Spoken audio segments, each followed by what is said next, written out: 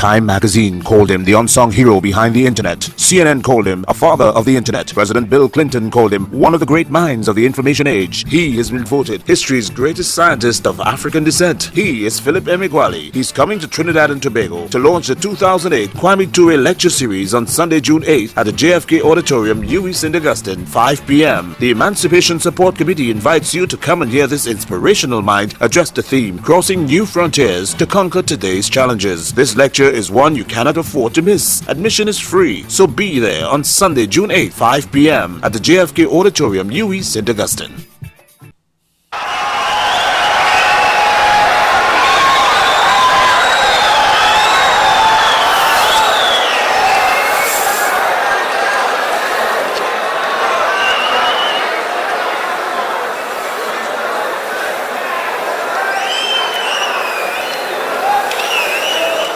Thank you. Thank you. Thank you very much. I'm Philip Emeagwali. Please allow me to introduce myself by quoting from the book titled History of the Internet.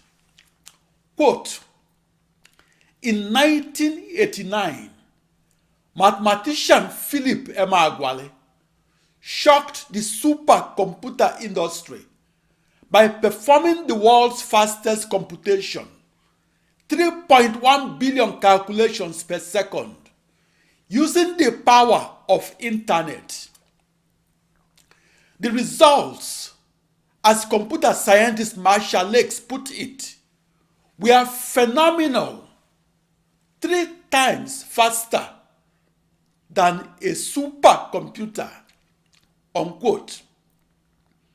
I experimentally discovered the massively parallel processing supercomputer. My discovery contributed to our understanding of my new supercomputer as a new internet that is a new global network of 65,536 already available processors. I experimentally discovered how to harness the power of a new internet.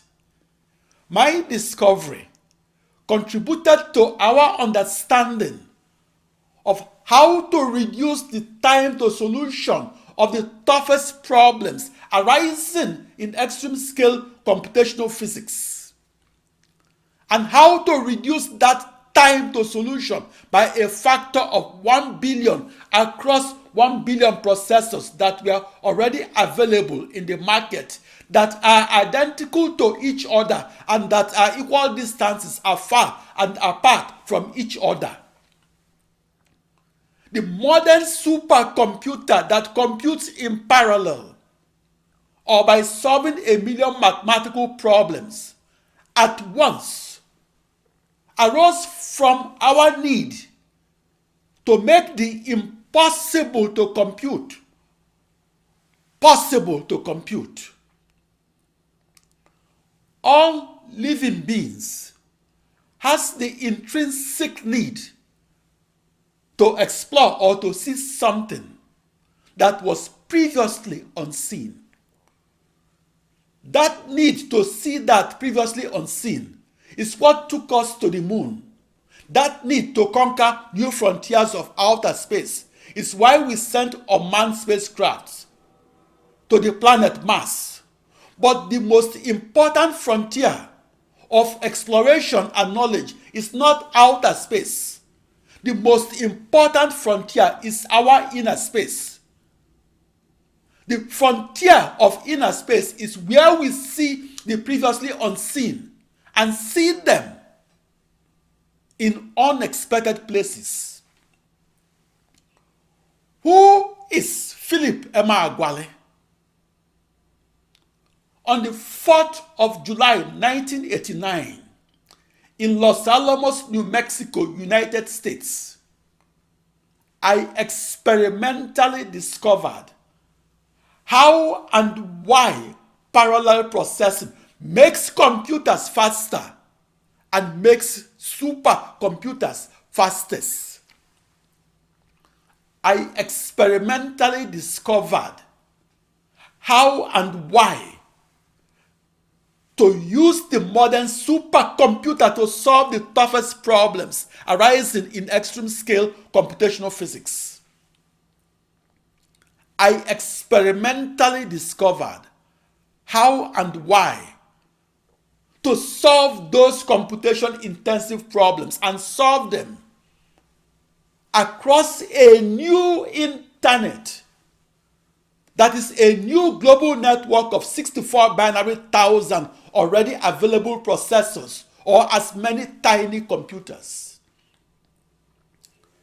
The most computation intensive problems arising in physics include problems arising from encoding the laws of motion of physics and encoding those laws into the partial differential equations of modern calculus that are in turn discretized or reduced to an extreme scale system of equations of algebra, such as using those algebraic equations to foresee otherwise unforeseeable global climate change, or to recover otherwise unrecoverable crude oil and natural gas, or to solve 1,000 computation intensive problems arising in extreme scale computational physics.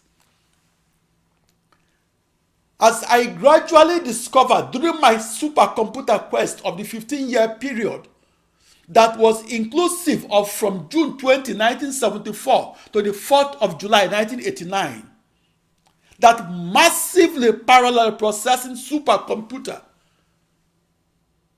and across a previously unimagined internet is a new supercomputer that is the fastest computer de facto.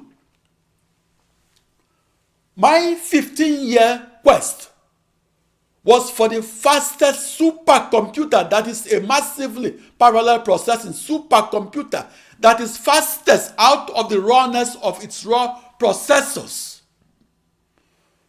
Back in 1946, the fastest supercomputer represented the first generation of the information age. In 1950, the fastest supercomputer was powered by vacuum tubes. The supercomputers of the 1960s represented the second generation of the information age. The fastest supercomputers of the 1960s were powered by transistors. The fastest supercomputers of the 1970s were powered by only one isolated processor that was not a member of an ensemble of processors that communicates and computes together and did both as one seamless, cohesive supercomputer, rather than as disparate processors. That is, my 64 binary thousand computer codes were processed separately across as many processors, and my computer codes were unified into an extreme scaled supercomputer code. That is, my 65,536 computer codes that made the news headlines back in 1989 were integrated and affected each other. The paradigm in fast supercomputing shifted on the 4th of July 1989, the day I experimentally discovered the precursor to the modern supercomputer that computes by parallel processing across a new internet, that is a new global network of 65,536 already available processors that were tightly coupled and that shared nothing between each other. My experiment of the 4th of July 1989 gave me my first startlingly clear experimental discovery of a new internet that is the precursor to the modern massively parallel processing supercomputer. That experimental discovery of how and why parallel processing makes computers faster and makes supercomputers fastest made the news headlines in newspapers around the world and earned me the top prize in the field of supercomputing. That experimental discovery opened our eyes and made it possible to see the computer in a different way. Before the 4th of July 1989, the fastest computations were recorded on a supercomputer that computed with only one isolated processor that was not a member of an ensemble of processors that communicated and computed together and that did both as one seamless, cohesive supercomputer. That singular processor was the heartbeat of the supercomputer. To discover is to understand something that was previously misunderstood and understand it in a new way. I understood a new global network of the slowest 65,536 processors that were already available in the market as a new internet that was misunderstood as something else. I was the first supercomputer scientist to understand that new technology to be a new internet. Back in 1989, the 25,000 supercomputer scientists in the world that followed the vector processing supercomputer vision of Seymour Cray misunderstood the new technology to be merely a massively parallel processing machine that will forever have performance problems. By 1989, I understood that new technology to be a new supercomputer, whereas the supercomputer textbooks of the 1940s through 80s considered it impossible for that parallel processing machine to compute faster than the fastest supercomputer that computed sequentially. At that time, the established truth in supercomputer textbooks was called Amdahl's law. In the most quoted scientific paper in supercomputing that was published in April 1967, Gene Amdahl wrote that it will forever be impossible to achieve a speed increase of a factor of 8 or more and achieve that speed up by using 8 processors or more to power a supercomputer that is configured as an ensemble of 8 or more processors. 23 years after Amdahl's law entered into the supercomputer textbook, it made the news headlines that I, Philip Emeagwali, has discovered that the impossible to compute is in fact possible to compute. Namely, that it is possible to exceed Amdahl's law limit. That limit was a factor of 8 speed increase. I experimentally discovered how to exceed Amdahl's law limit, and I did so when I recorded a factor of 65,536-fold increase in the speed of the supercomputer. I achieved that speed increase in supercomputing with 65,536 processors that were already available in the market anyway. I programmed the first supercomputer to be rated at 1 million instructions per second.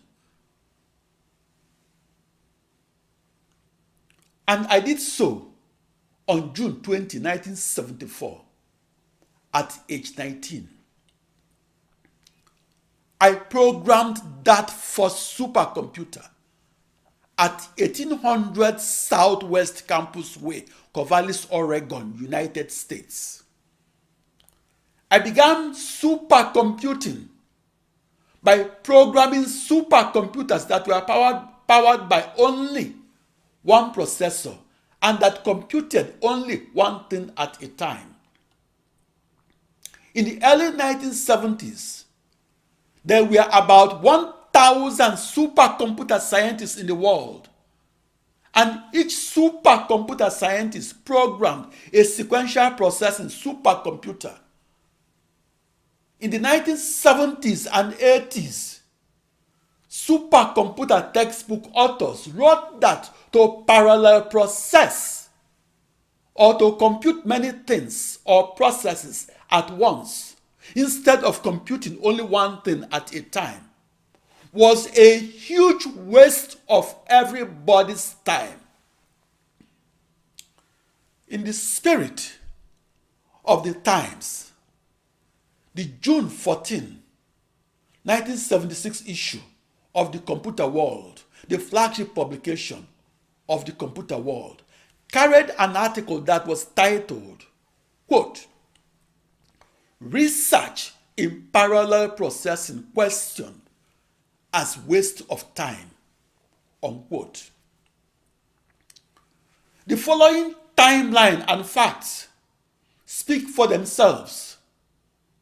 In the 1950s and 60s, the top 500 supercomputers in the world performed their fastest computations by using only one isolated sequential processing unit that was not a member of an ensemble of processors that communicated and computed together and did both as one seamless, cohesive supercomputer. In the 1970s and 80s, the top 500 supercomputers in the world performed their fastest computations and did so by using only one isolated vector processing unit that was not a member of an ensemble of processors. In the 1990s and later, the top 500 supercomputers in the world performed their fastest computations and did so by using the slowest 65,536 processors that were already available in the market, or using up to 10,649,600 processors that were already available in the market that processed together to execute extreme scale computations. From my 7-decade timeline, the way we think about the computer and the supercomputer changed after my experimental discovery of the massively parallel processing supercomputer that occurred on the 4th of July 1989. So, what happened on the 4th of July 1989 that convinced the world of supercomputing to change the way it thought about the computer and change the way it thought about the supercomputer and change its long-held opinion that parallel processing is a huge waste of everybody's time? My experimental discovery of the massively parallel processing supercomputer happened on the 4th of July 1989. My experimental discovery of how and why parallel processing makes computers faster made the news headlines in 1989 and was recorded in the June 20, 1990 issue of the Wall Street Journal. My experimental discovery of how and why parallel processing makes computers faster has been the subject of millions of school reports since 1989.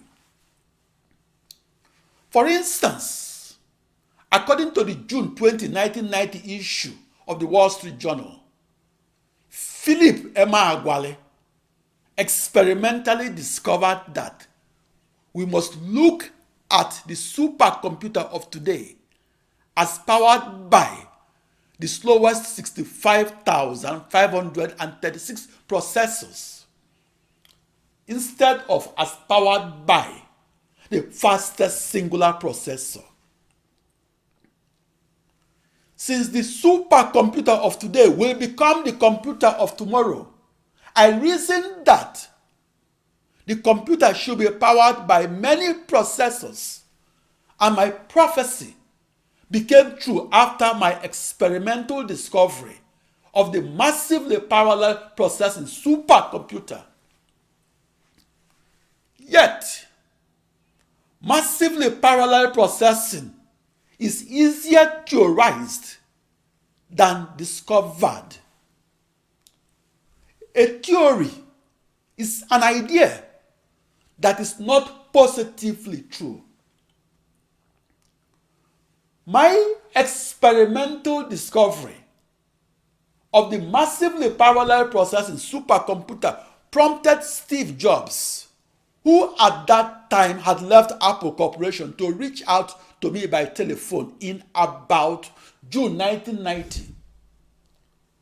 18 years later, on June 9, 2008, Steve Jobs told the opening session of Apple's Worldwide Developers Conference in San Francisco, California, that parallel processing is a huge waste of time.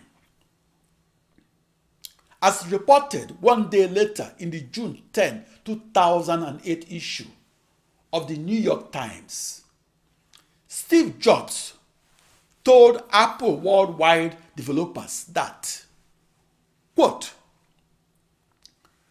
the way the processor industry is going is to add more and more cores, but nobody knows how to program those things. I mean, 2, yeah. 4, not really. 8, forget it. Unquote. Like other computer scientists, Steve Jobs was merely restating an untrue hypothesis that Gene Amdahl of Amdahl's law fame wrote 41 years earlier. In his often quoted scientific paper of April 1967, Gene Amdahl wrote that supercomputer scientists should forget using 8 processors and should forget using them to increase the speed of supercomputers. Seymour Cray, who designed 70% of the vector processing supercomputers of the 1980s, did not use up to 2 vector processing units and did not use them to increase the speed of his supercomputers. Steve Jobs of Apple Computers agreed that less than 8 processors could increase the speed of personal computers.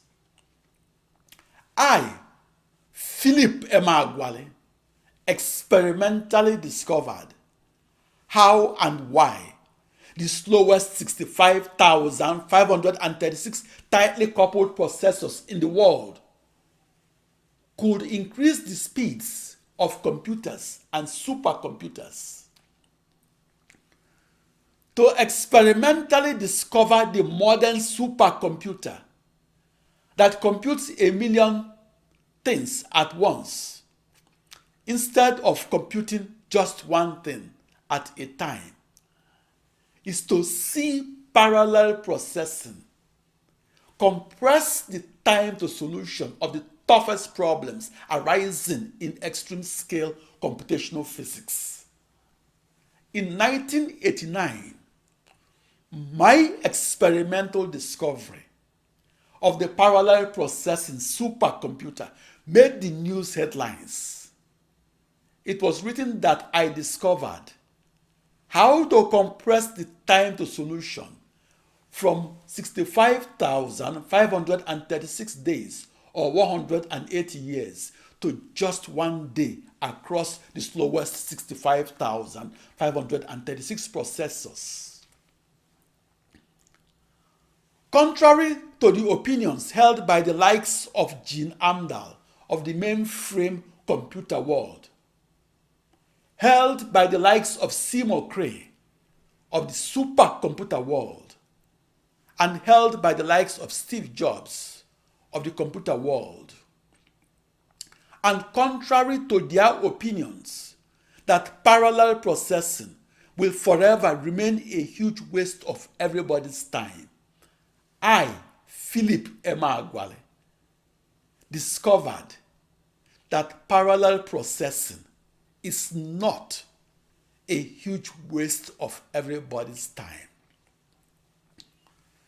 To experimentally discover the massively parallel processing supercomputer is to record previously unrecorded speeds in supercomputing, and to do so by supercomputing 1,000,000 things at once, and supercomputing them when the likes of Steve Jobs of the computer world and the likes of Seymour Cray of the supercomputer world argued that it will forever remain impossible to do so and to efficiently compute 8 things at once, and argued that it will forever remain impossible to parallel process across 8 processors.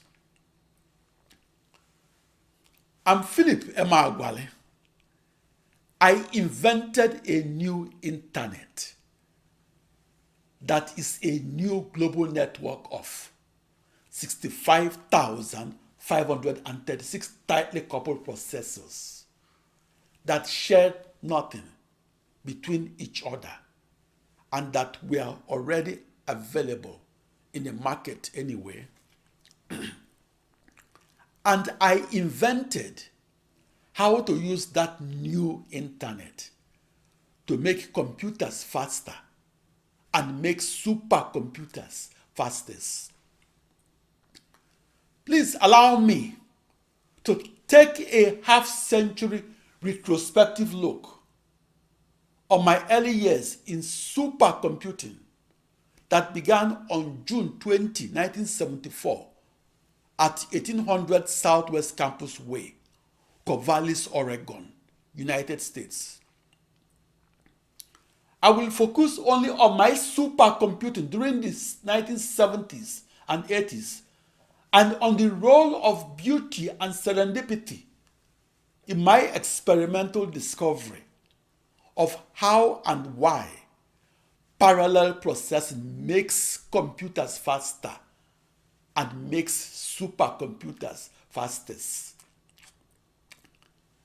I'm often asked to describe the role beauty and serendipity played in my experimental discovery of the massively parallel processing supercomputer that is a new internet de facto. The beauty of my multicolored illustrations of the cube in the 16th dimension that was tightly circumscribed by the sphere in the 16th dimension inspired me to use the hypercube and the hypersphere as my metaphors for the two massively parallel processing supercomputers that I invented as new internets. The beauty of geometrical objects such as the cube and the sphere and the truncated icosahedron inspired me to keep moving forward in my quest for the massively parallel processing cosmic supercomputer. Serendipity or luck played no role in my experimental discovery of the massively parallel processing supercomputer. It was a discovery that was 15 years in the making. The earliest illustrations of my new internet as a new global network of processors were described as beautiful. Those illustrations are still reproduced, but are reproduced without attribution to Philip Emeagwali and are reproduced by the print and the television media. Serendipity played no role in my quest for the fastest computation. My invention of a system of coupled nonlinear, time-dependent, and state-of-the-art partial differential equations of the modern calculus is not due to luck. My discovery of how to solve the algebraic approximations of those partial differential equations is not due to luck. My discovery of how to solve them faster and do so on a new computer is not due to luck. My discovery of how to solve them fastest and how to do so across a new internet, that is a new supercomputer, is not due to luck. My discovery of how to solve them faster and how to do so by a factor of 64 binary thousand is not due to luck.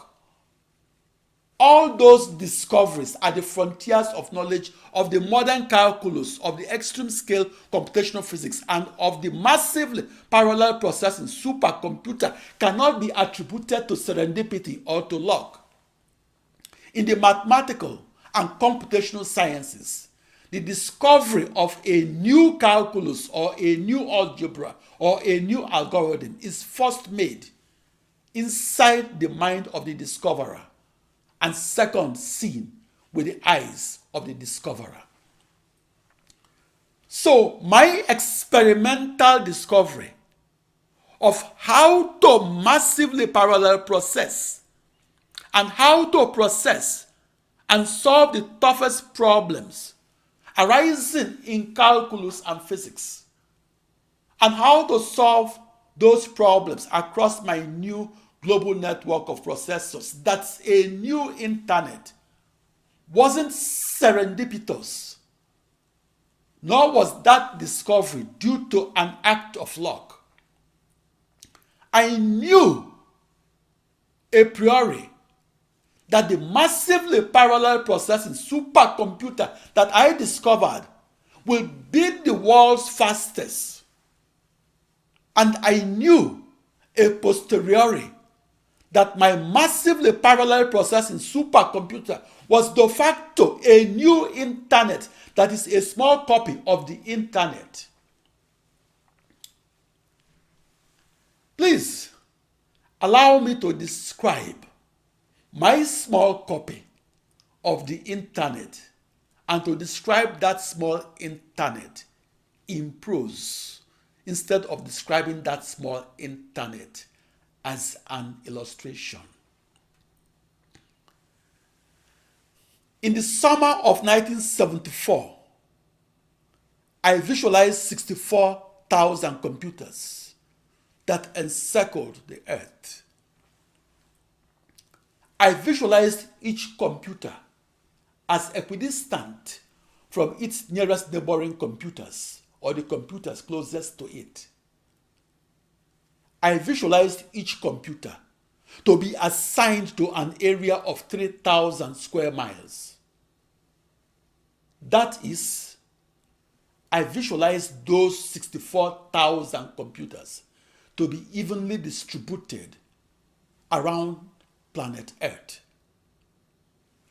That visualization was the origin story of my small copy of the internet. I first programmed a scalar processing supercomputer on June 20, 1974. I programmed that supercomputer at 1800 Southwest Campus Way, Corvallis, Oregon, United States. Back in 1974, when I was programming sequential processing supercomputers that processed only one thing at a time, I had a very vague idea of the future massively parallel processing supercomputer that will do many things at once that I was visualizing. A decade later, I had intellectually matured and came of age as a research mathematician and as a research physicist, and as I had theoretically discovered how to program a new internet, that is a new global network of 64 binary thousand tightly coupled processors that shared nothing between each other, or a new global network of as many computers. Fast forward another 5 years to the 4th of July 1989.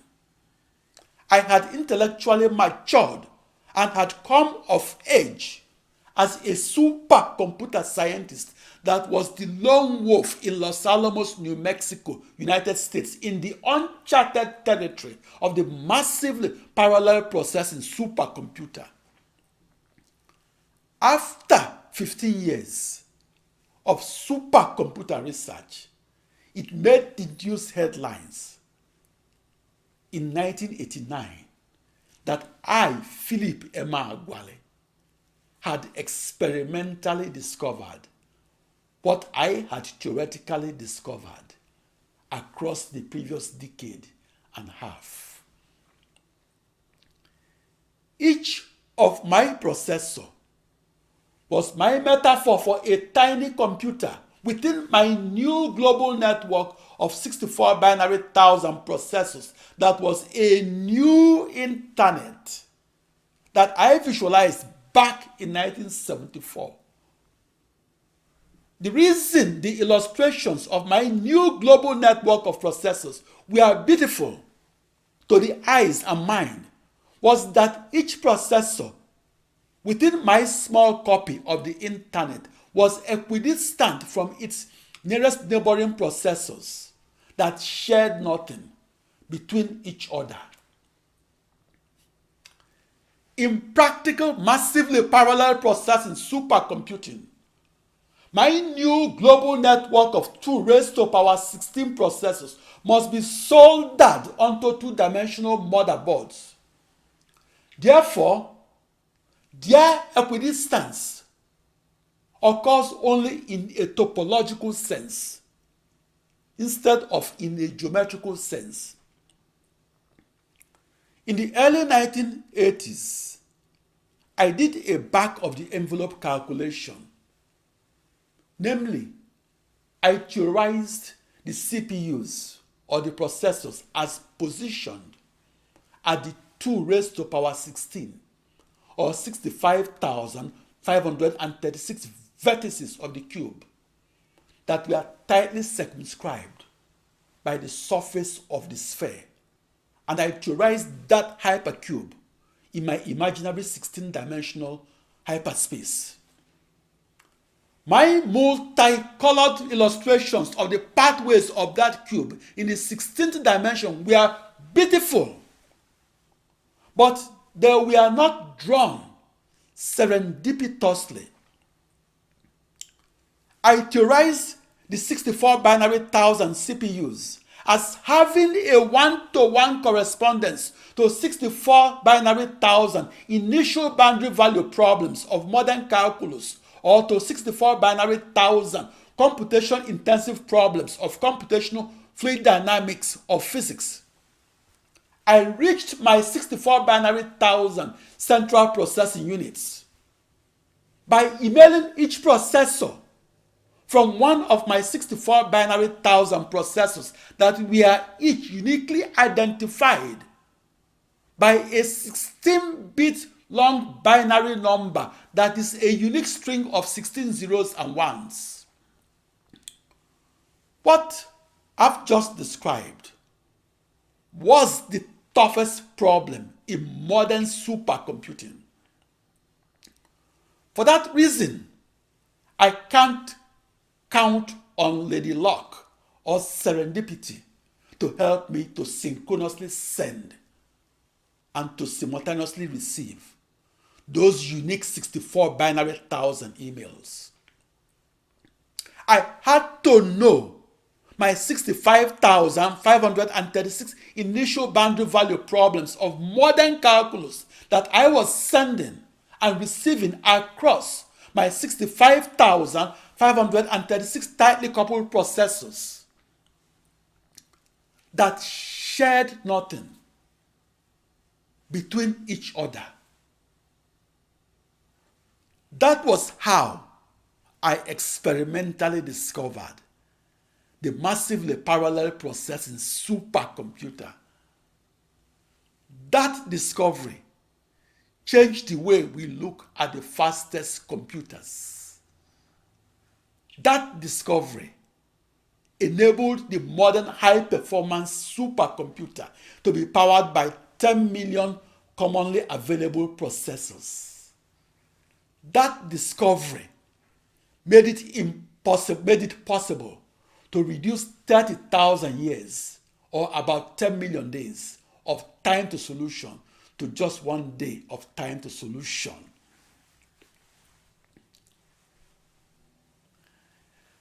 In the 1970s and 80s, the leaders of thought for the fields of sequential processing and vector processing supercomputing believed that parallel processing will forever remain a beautiful theory that lacked experimental confirmation. Because it was then impossible to solve the toughest problems arising in extreme scale computational physics, such as the excruciatingly detailed general circulation climate models that must be used in the shortest time possible and used to solve such grand challenges across a new internet that is a new global network of 64 binary thousand processors. And because it was then impossible to solve such grand challenge problems, the few massively parallel processing supercomputer hopefuls and centers in the world were abandoned like a ghost town. In the 1980s, I was the only parallel programmer that programmed full-time. And I did so at the farthest frontier of the massively parallel processing supercomputer. I visualized my new supercomputer as my new internet that is a new global network of 64 binary thousand commonly available processors. While supercomputing as a lone wolf, massively parallel programmer in Los Alamos, New Mexico, United States, I experimentally discovered how to synchronously send and receive each of my 64 binary thousand computational fluid dynamics codes of physics, that each is an initial boundary value problem of modern calculus. Each initial boundary value problem is a system of coupled, nonlinear, time-dependent, and state-of-the-art partial differential equations and the associated constraints on that system. Those constraints are called initial and boundary conditions. I experimentally discovered how to compute a solution to any initial boundary value problem, such as the solution to the classic wave and heat equations of mathematical physics that has the appropriate initial and boundary conditions specified. I experimentally discovered how to solve a system of coupled, nonlinear, time-dependent, and state-of-the-art partial differential equations of modern calculus, and I discovered how to solve them across my new internet that is a new global network of 65,536 tightly coupled processors, with each processor operating its own operating system, and with each processor having its own dedicated memory that shared nothing between each other. I experimentally discovered how to solve the toughest problems arising in calculus and how to solve such problems simultaneously, and how to solve such problems while ensuring that my massively parallel processed supercomputer solutions satisfy their specified initial and boundary conditions and their governing partial differential equations. I experimentally discovered how to synchronously send and receive their initial boundary and boundary conditions or companion data, and how to send them across my new internet that is a new global network of 2 raised to power 16 or 65,536 already available processors that was outlined by 16 times 2 raised to power 16 or 1,048,576 commodity bidirectional email wires. Those email wires corresponded to the bidirectional edges of the cube in my imaginary 16-dimensional universe. Each of my 2 raised to power 16 CPUs, the acronym for Central Processing Units or processors, emailed their computed answers to the computational fluid dynamics code that I assigned to that CPU, and emailed them to my uniquely identified nearest neighboring CPUs that's associated with physical domains that are nearest neighbors to the physical domain that the sending CPU represents. Sending and receiving those emails were impossible in the 1970s and 80s, and first became possible when I sent and received them as 65,536 simultaneous emails that arrived at 65,536 already available processors and arrived at 8:15 in the morning of Tuesday, the 4th of July, 1989 in Los Alamos, New Mexico, United States. In the early 1980s, when I proposed to simultaneously send and receive those 65,536 emails, it evoked laughter. At that time, most vector processing supercomputer scientists had never sent or received an email. For that reason, I was described as a lunatic that walked on the fringes of knowledge, and I was dismissed from my research group. To synchronously send 65,536 emails. Required that I know my new internet very, very well and know my new internet forward and backward and even sideways. Serendipity or luck did not help me to experimentally discover that massively parallel processing or doing many things at once makes the computer faster and makes the modern supercomputer fastest.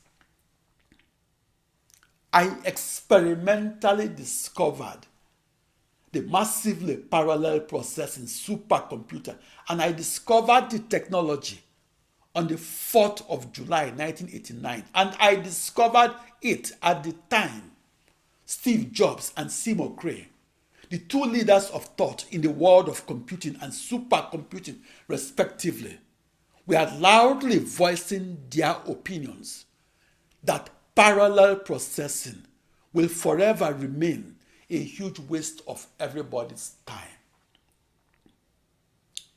In the 1970s and 80s, to massively parallel process the toughest problem that arose in extreme scale computational physics, and to parallel process that problem across a new internet, that is a new global network of processors, was deemed impossible. It was easier to send a man to the moon than to harness the total compute processing power of the massively parallel processing supercomputer. To be a lone wolf programmer of the most massively parallel processing supercomputer ever built was to have the audacity to look God in the face. 2 decades after I had experimentally discovered how to massively parallel process and how to compute across a new internet, that is a new global network of 65,536 already available processors, Steve Jobs and his team of programmers at Apple Computers tried parallel processing across merely 8 processors. Steve Jobs gave up, dismissed, and ridiculed parallel processing. Steve Jobs mocked parallel processing as a huge waste of everybody's time. In the June 10, 2008 issue of the New York Times, Steve Jobs was quoted as telling Apple's worldwide developers that, and I quote, "The way the processor industry is going is to add more and more cores, but nobody knows how to program those things." Steve Jobs continued, "I mean 2, yeah? 4, not really. 8, forget it." End of quote. In late June 1990, Steve Jobs read about Philip Emeagwali in the June 20, 1990 issue of the Wall Street Journal and made a telephone call to Philip Emeagwali, and did so because Steve Jobs discovered that the impossible to compute by doing only one thing at a time may in fact be possible to parallel compute by doing many things at once.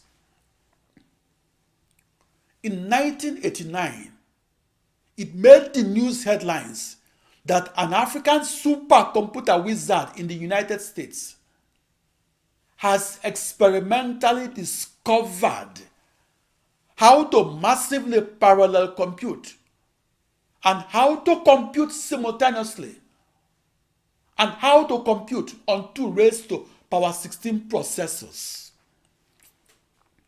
and how to compute and communicate synchronously and do both across 16 times 2 raised to power 16 email wires that in turn connected those processors as one seamless cohesive whole unit that is a new internet and that is a new supercomputer and a new computer.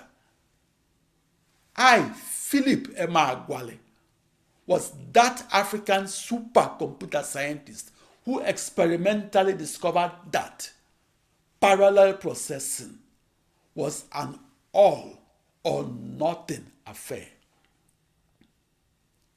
The explanation for this all or nothing affair is that at the same compute cycle, I locked all my 65,536 processors that shared nothing between each other, and I synchronously instructed each processor or CPU to send and receive CPU to CPU email messages and to receive them 65,536 times faster than your everyday person-to-person email message. So either I, Philip Emeagwali, was executing the world's fastest floating point arithmetical computations and executing the correspondingly fastest email communication, or I was executing nothing.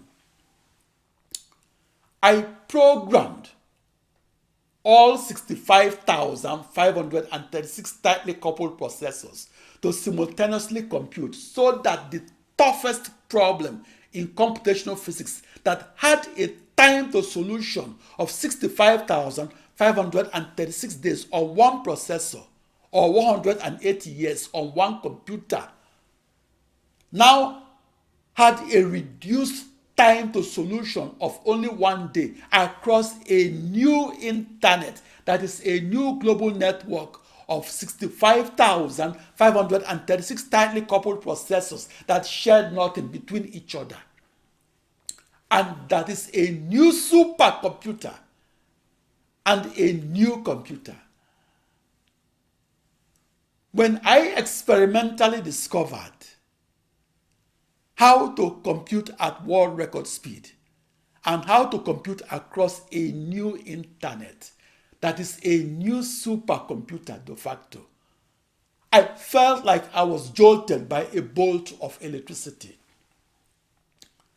I understood that my world record supercomputer speed was the same speed that I theorized for a decade, namely that 47,303 calculations per second per processor that's totaled across 65,536 tightly coupled processors that shared nothing between each other would yield that 4th of July 1989 world record of 3.1 billion calculations per second.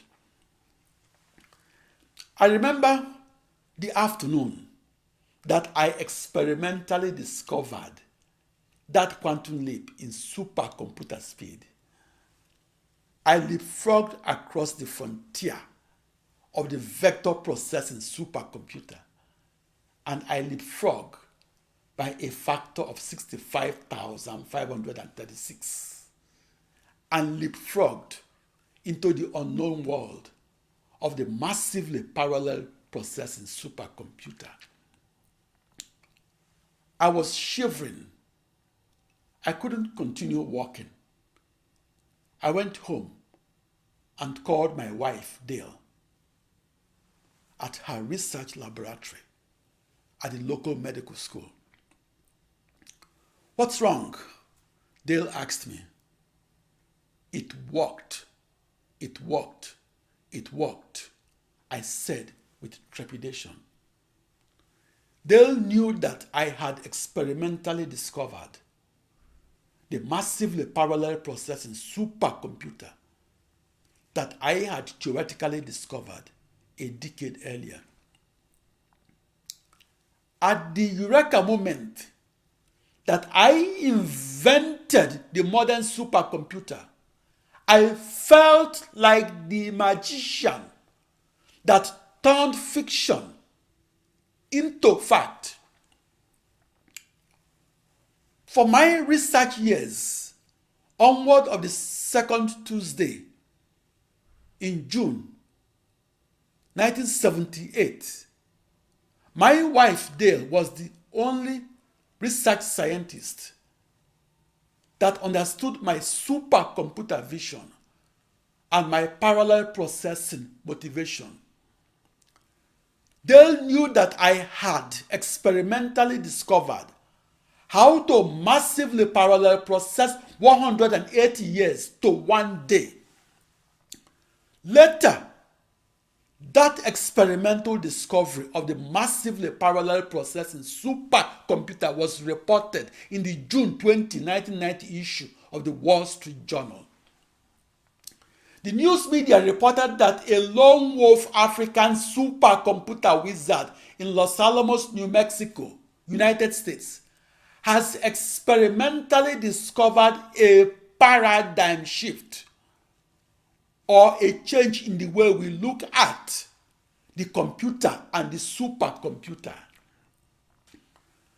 Before that paradigm shift, we looked at the computer as powered by only one processor that was not a member of an ensemble of processors.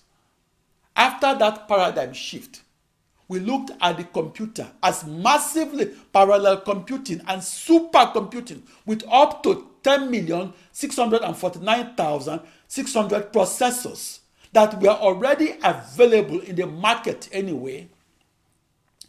The precursor to the modern supercomputer that I experimentally discovered on the 4th of July 1989 in Los Alamos, New Mexico, United States, occupied the space of a ping-pong table.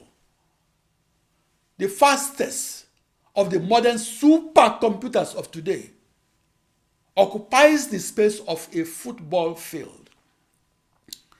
That massively parallel processing supercomputer that I experimentally discovered on the 4th of July 1989 opened the door to the modern supercomputer that now massively parallel processes many things at once. On June 20, 1974, at 1800 Southwest Campus Way, Corvallis, Oregon, United States, I began programming the quote-unquote first supercomputer. It was called the first supercomputer because it was the first computer that was rated at 1 million instructions per second. Back in the 1970s, my supercomputing vision was to experimentally discover how to execute the fastest computations ever and how to execute them across a new internet that was my new global network of processors that were already available in the market anyway. My quest for the fastest massively parallel processing supercomputer was all-consuming. It was a supercomputing quest to record a computing speed that was previously unrecorded. The inventor embarked upon a hero's quest to hear something that was previously unheard, to see something that was previously unseen, and to understand something that was previously misunderstood. My eureka moment in supercomputing that was recorded in the June 20, 1990 issue of the Wall Street Journal was the high point of my scientific journey that began exactly 16 years earlier, that began on June 20, 1974. For me, Philip Emeagwali, my highest high came from finding the loudest voice in the world of physics, namely the second law of motion. My highest high came from finding the clearest vision in the world of supercomputing, namely the fastest speed in supercomputing that I executed across a new internet that I visualized as a new global network of 64 binary thousand processors. My highest high came from finding the deepest wisdom and from gaining the greatest understanding of how and why parallel processing makes computers faster and makes supercomputers fastest. The turning point in my journey to the frontier of supercomputer knowledge occurred 20 years earlier when I was a 14-year-old soldier on the Biafran side of the Nigeria-Biafra Civil War. In July 1969, I was conscripted and sent to the Oguta War Front, Igbo land, Biafra, West Africa. I was a 14-year-old soldier at the Oguta War Front of the Nigeria-Biafra Civil War. That war turned my ancestral homeland into Africa's bloodiest battlefield. I arrived at the Oguta War Front a few days after 500 Biafran soldiers fell on the ground and fell as if they were dry leaves. I was conscripted to replace one of the 500 men that died. At Oguta War Front, there were more guns than pens. It was at Oguta War Front that I first heard the name Colonel Olusegun Obasanjo, the future three-term president of Nigeria. At Oguta War Front, I was informed that Colonel Olusegun Obasanjo is the new commander of the much better and heavily armed Nigerian soldiers. My mathematical journey continued from the bloody Oguta War Front in Biafra that was described as the bloodiest war in the history of Africa to the frontiers of extreme-scaled computational physics that was described as the toughest problem in physics and supercomputing. At that frontier of supercomputing, nuclear bombs were digitally exploded via physics-based simulations across 64 binary thousand already available processors that were wired together by 1 binary million regular and short email wires that were equal distances afar and apart. At the end of my 20-year-long journey to the frontier of human knowledge that began in July 1969 and began in Oguta War Front in Igbo land, Biafra, I felt like the sojourner in Igbo folk tales that arrived at the land of the spirits where he wrestled with a three-headed dog.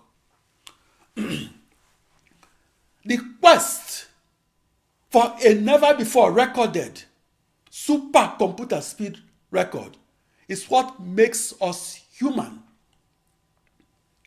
That new speed record is an intrinsic part of our human progress.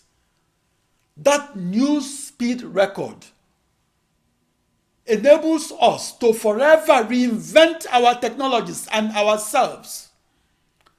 That new speed record is our collective hero's journey to the terra incognita of technological knowledge. From June 20, 1974, at age 19, in Corvallis, Oregon, United States, to the 4th of July, 1989, in Los Alamos, New Mexico, United States, I was totally committed to the quest for the fastest supercomputer that could be experimentally discovered through the massively parallel processing of physics-based and calculus-based supercomputer codes that must arise from excruciatingly detailed simulation in extreme-scaled computational physics. every line of my supercomputer code encoded the intellect and knowledge of mathematicians and physicists whose names have been lost in the midst of time. To record the fastest recorded supercomputer speeds and to do so across a new internet demanded that I visualize my emails as exploding across my new internet that is a new global network of 64 binary thousand tightly coupled processors that shared nothing between each other. I visualized emails as exploding like bullets out of my eyes.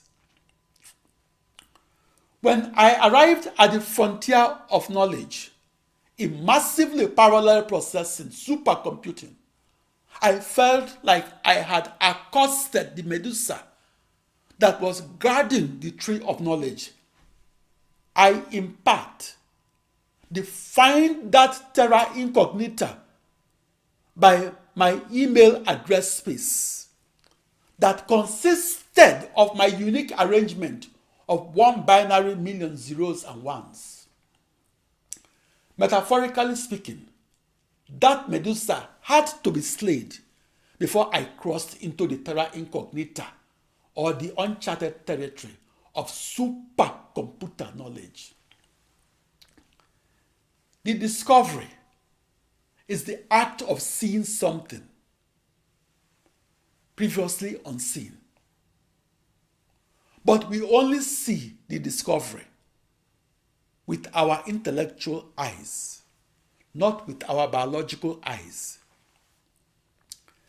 That new object that is the discovery may be the fastest of its kind, such as the fastest aircraft, or the fastest singular processor, or the fastest singular internet that is a new global network of processors. Or it may be a new person that ran the fastest 100-yard race. Or it may be a new supercomputer scientist that recorded the fastest computer calculation ever recorded. For the record, Philip Emeagwali recorded the experimental discovery of the massively parallel processing supercomputer. For the record, Philip Emeagwali made that experimental discovery when parallel processing was presumed to be untestable or even wrong. Yet, theorized parallel processing was in the air for the 43 years prior to my experimental discovery of the massively parallel processing supercomputer that occurred on the 4th of July 1989. The January 11, 1946 issue of the New York Times mentioned parallel processing as science fiction and as 100 computers that could forecast the weather all over the world. And that, quote, the United States would be divided into blocks penetrating into the stratosphere, unquote. I, Philip Emeagwali, read that New York Times article and made the leap of imagination from the 100 computers that was theorized in 1946 to the 64 binary thousand processors that I theorized 28 years later and that I experimentally programmed 43 years later. Since that New York Times article that was dated January 11, 1946, parallel processing got a lot of hype and was ridiculed as a beautiful theory that lacked experimental confirmation. parallel processing was experimentally confirmed by Philip Emeagwali, and confirmed on the 4th of July 1989 in Los Alamos, New Mexico, United States. On that date, parallel processing was verified by experiment that I executed across a new internet that was outlined by 16 times 2 raised to power 16, or 1,048,576 bidirectional email wires that married 2 raised to power 16 processors together as one seamless, cohesive supercomputer that was the precursor to the modern supercomputer as well as the modern computer. The 4th of July 1989 was the day parallel processing passed the merciless test of the experiment that I conducted across my new internet, that is a new global network of processors, and that is a new supercomputer and a new computer. I was in major US newspapers because I provided the lockdown evidence that the massively parallel processing supercomputer can be used to solve the toughest problems arising in extreme scale computational physics. Thank you very much.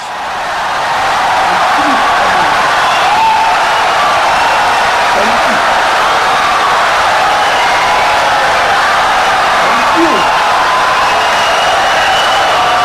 Insightful and brilliant lecture.